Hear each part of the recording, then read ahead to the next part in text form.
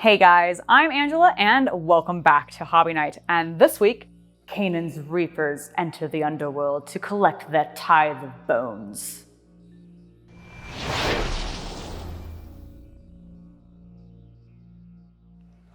That's right, guys. I'm going to be painting up one of the models from Kainan's Reapers, and these guys are really cool and went together super easily. So, without much ado, let's go ahead and jump to the hobby tale and take a look at which model I'll be painting. Oh! Thanks for that lovely intro, as I knock over all of my models. Alright, I have Kainan's Reapers all built up, and look how small these guys are. I wasn't actually expecting these guys to be as tiny as they were. I mean, I guess they're like human size, and I'm just so used to like Space Marine or this scale, because this is what I've been working on recently. So when I built these guys, I was like, oh my god, they're so small. But we're not going to be painting any of these boys, as cool as they are. I'm going to be painting today Kainan himself, because this guy, he just looks amazing. I really am excited for some of the color designs, and I think what I'm going to end up doing for it is keeping it actually very close to kind of what they're doing on the box art, except just putting my own little spin on it. So I'm gonna actually be using some metallics, but I am still gonna be sticking with the purple color scheme because, I mean, it's me. I really am into purple. So I'm going to be sticking with that, and I'm really excited with it, or for it. So without further ado, let's go ahead and jump right into painting. I started with a spray prime using Wraithbone on my bony friend because I knew this color would complement the more natural color palette I'd be going with while still working with the metallics that I'd be using on this project.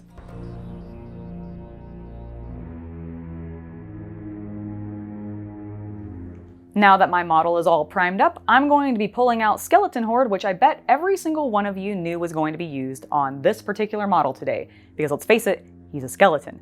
So I'm going to be putting this on the majority of the model, and the main reason I'm doing this is because, one, I just want his bony flesh to be bone colored, as well as I want to use this as a foundation for the metallics that I'll be using next. This works really well, and the only thing that isn't going to be covered in Skeleton Horde is his butt cape and most of the base. There is that one skull on there, so we'll tap that real quick, but other than that, those are the only two things not getting coated in at least a thin layer of Skeleton Horde.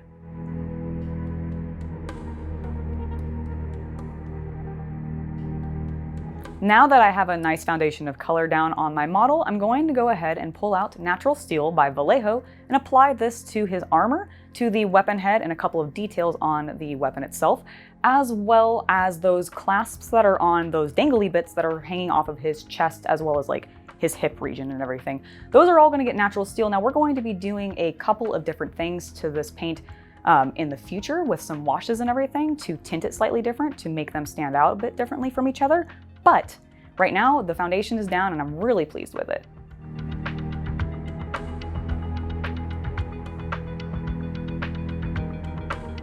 Next up, I'm going to be using Liberator Gold, one of my absolute favorite gold colors right now. And the main reason I'm using it here is not simply because it's my favorite. I'm using it here because when a specific type of wash is applied to this gold, in particular Baslicanum Gray and Skeleton Horde, if you apply those as a wash, it really makes this gold tone kind of feel organic and like it is actually bone, while still maintaining this metallic feel. And I thought that would be a really nice complement to the way that this particular model is crafted, because he's a weird mix of organic and like armored metal pieces kind of mushed together in a nonsensical way. Because if you look at his back, like, I don't know, the chest piece, how it connects doesn't quite make sense to me. So I thought this was a nice way to sort of tie that weirdness in and have that color stay there while still having it be metal. And it just, I don't know, I think it works really well. I'm going to be very pleased with this, but we've just got the gold on. We'll get the wash in a bit.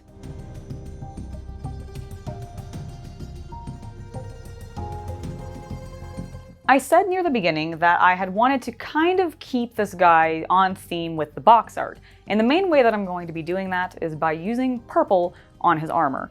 Now that I have the foundation of the steel, I'm going to pull out Shyish Purple, which is the deepest of the purples for contrast paints, and I'm going to apply this directly over top the steel portions on his chest piece, as well as on his shoulder piece, and then the one like plate detail that is on the head of his weapon, I'm also going to put this color there. I thought this would be a nice subtle complement of color basically, without it being super overbearing. Purple's also my favorite color, so I was really just drawn to the way the box art looked and everything, and I'm really pleased with how this turns out. It goes down beautifully, and I just needed one single thin coat.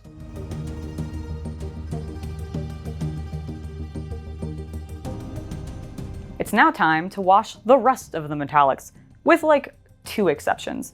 The main thing that we're going to be using to wash these is going to be Baslicanum gray. I'm going to apply this to basically everything. It's going to go on the sword on the ground that we've put our metallics on. It's going to go onto his weapon. It's going to go onto all of the gold bits except for those dangly bits that are on his chest piece and his hips. Those I'm only going to be using a skeleton horde wash later because I wanted them to be a little bit brighter, like they were almost like infused with energy or something, and we're maintaining a little bit more cleanliness as opposed to the aged look that Baslicanum applies to especially the golds, but also the silvers that we put down.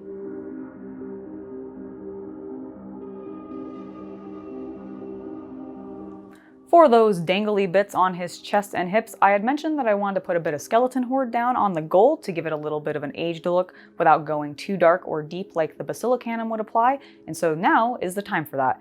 This is pretty quick. I just do a single layer, don't even thin the colors, just straight out of the pot, and it works really well. It just knocks the gold back a bit, but still allows it to shine brighter than anything else on the model.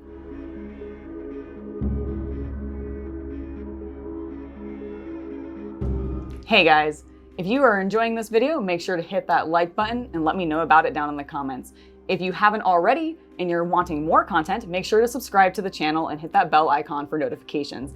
And then if you want even more hobby goodness, make sure to follow me on Instagram or Twitter at hobby_night. Now, let's go ahead and get back to the video. I'm really happy with how this is coming out so far, you guys. The purple is down, all my washes are down. I'm feeling fantastic about it, especially that purple tone. I will admit I was a little bit nervous when I went to go put it down because I wasn't 100% sure how much coverage it was actually going to have over top of the metallic, because I've only done this style of painting with contrast a few times. But oh my gosh, it works so well, and I'm really pleased with the effect, and I really like how he's very subtle, very few colors, and is standing out really well.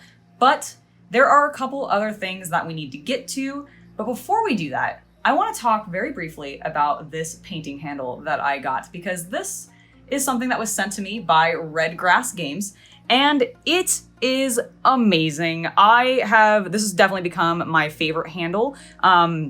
Basically, it has these caps that come off, which allow you to swap between models, and then it just goes back on, and then I can spin it, which you've probably noticed me doing throughout the video to sort of show things off, as well as just to be able to switch my angle, and it's so convenient. I really enjoy it. They have a Kickstarter going live right now that is not specifically for the handles, it's actually for one of their new wet palettes, which they also sent me, but I have not tried yet, so I'll be getting to that soon.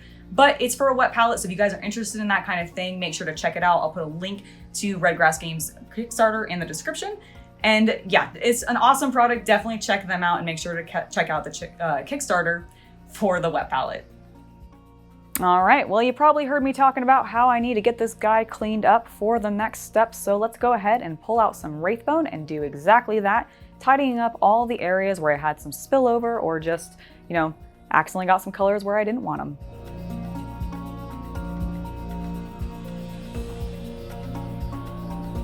Kainan is all tidied up and ready for some more paint. And this next section, I'm going to actually be using a combination of 3 paints because we're going to be working on his cape. And I figured working with all 3 colors at once would probably help aid me in laying out the way that I wanted his patchwork cape to look, because I wanted it to actually have some differing colors and everything.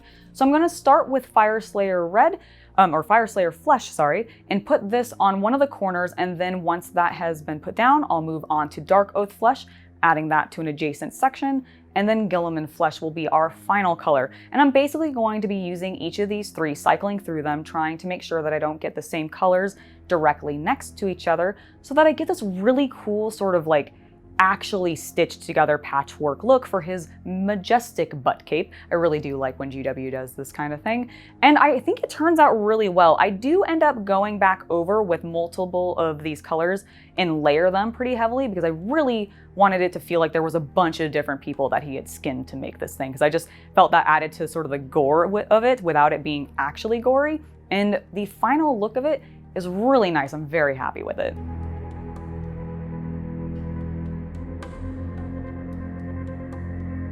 Now that all the flesh tones that I had put down are dry, I'm going to pull back out Baslicanum Gray and apply this to the stitching itself that you actually see holding all of those bits together.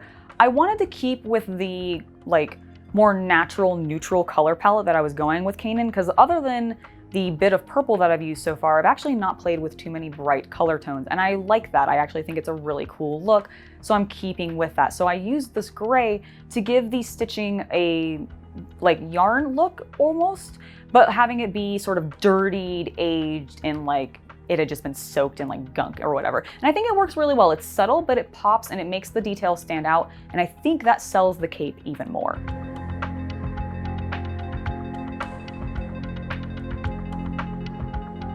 The final thing that I need to do to Kainan himself before he's done and I can move on to the base is pull out Gryph Hound Orange and apply this to the gem that's on his blade.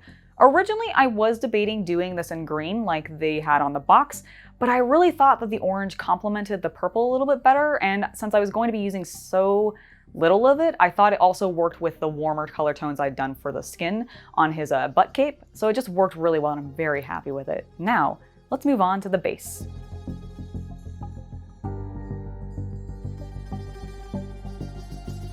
I am really happy with how he has turned out so far. So I just wrapped up doing all of the leather bits, and I'm really pleased with the colors that I ended up picking out, because originally, before talking with the Chaos Cultist, I was gonna go with something that was a little bit more colorful, which I think was gonna end up more cartoony, and I really wasn't going for that for this guy. And so the more natural like leather tones worked out really well, and I'm really pleased with it. So now that's all that's left, is just to get to the base. So I'm gonna go ahead and do that, and then we can look at the final model. I will admit, I struggled with coming up with an idea for what to do with the base. I actually ended up talking it over with the Chaos Cultist, because originally I was like, oh, well, it's sand, so I guess I should do something pale. Maybe I'll try to do like white sand or something and just have the whole thing be very, very pale. But I don't know, that wasn't gonna work. So what I decided to do instead is go ahead and pull out some black Templar and do a black sand beach. This I think is gonna be really cool, and I'm hoping that it goes super well, because I have not done a huge amount with like going very, very dark on my bases. It actually scares me a little bit in a weird way, but I am going to go ahead and apply this down in 2 or 3 coats, because my first coat goes on very, very thin. I don't know why. I think I must not have shucked the paint pot well enough or something like that, because the pigment was just not sticking super well. So it does take a couple of layers to get this down fully, but the final result is pretty cool. But I am a little messy, so we're gonna have to do one more cleanup stage. Let's go ahead and get to that.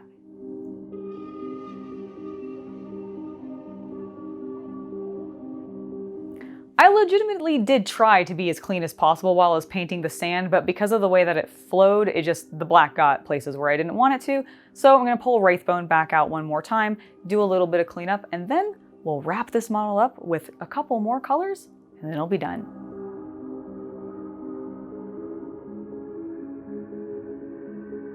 One of those final colors is going to be Apothacary White.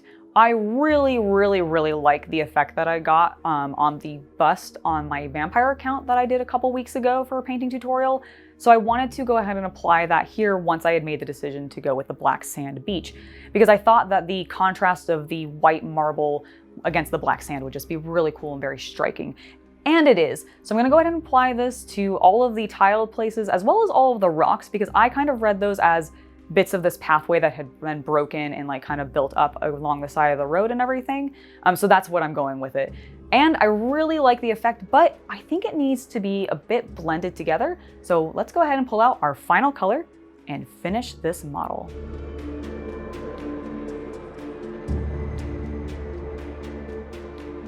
And for that final color, I'm actually going to pull out some Nuln Oil. I know I don't use this wash very often because I tend to find that it's a little like too shiny or glossy, but I actually think that's gonna work to my advantage here, and I wanted just a natural black wash to go over the entire base with the exception of the skull that's on it, because I wanted to basically unify and try to blend all of my colors, and I really, really like what this does. It actually pushes the blue tone of the Apothacary white back a little bit, which I kind of like because that means my only real colors are going to be the purple and the orange that I've actually put on Kainan.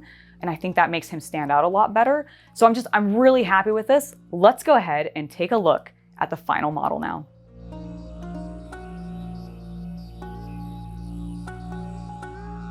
And here he is. I'm actually really happy with this guy, and I had some concerns when I went into this because I wasn't sure how the natural color scheme was fully going to work.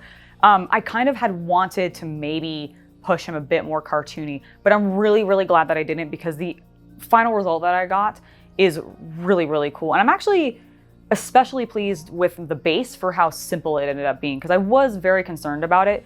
One thing I will definitely say about this particular model, if you have not already built him and put him down and you have not painted him yet, keep him separate from his base while you're painting him because it'll make your life so much easier. The only portion of him that's actually connected to the base are his feet. So that's, I mean, if you're just gonna put a wash of Skeleton Horde over that, you can do that at the end after you've done your base, because that would have made painting this so much just smoother, honestly. Like it's really, I don't know why I had him sticking on here, honestly, while I was doing it. But beyond that, painting him actually was pretty easy, especially the model himself, and I'm really, like I said, happy with my actual final results. He feels very almost Pan's Labyrinth to me, which is really cool. Like I think people have said this about this model when he was first announced. I think I saw it in the comments and everything, or just online in the community and whatever, of people going like, oh, he's kind of Pan's Labyrinth-esque, and I wanted to sort of push that vibe with him, and I think it worked really well. I'm also incredibly pleased with the purple and how that turned out over top the steel. I'm definitely going to be doing that in the future.